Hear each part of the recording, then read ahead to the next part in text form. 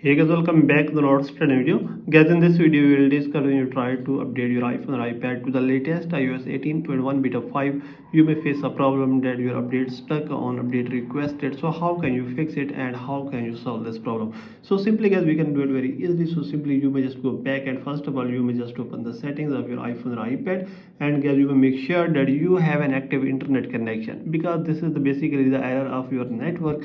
So simply if you're connected to Wi-Fi, you may click here on your Wi-Fi, click on Wi-Fi name. Here is the option of forget this network, so you may click here and connect it again. Then guys, you may go back, and if you're connected to mobile data, you will make sure that your 3G 4G or 5G is working properly. So simply you may click here mobile services, and you will turn on your mobile data, then click here on mobile data options, and you may select 4G or 5G from here. Then guys, you may go back, and here's the option of VPN. If there's any connected VPN, you may disconnect that. After this, you may click here on general, and you may scroll it down, and here is the option of transfer and reset iPhone. Click here, click on reset, and click on reset network settings. Then guys, you may go back again, and you may try, and you may click here on software update, and you will check your problem will be fixed, and now you can download and install iOS 18.1 beta 5 easily. So by all these methods guys, you can fix it very easily. So this is the video guys. For more videos, please subscribe our channel.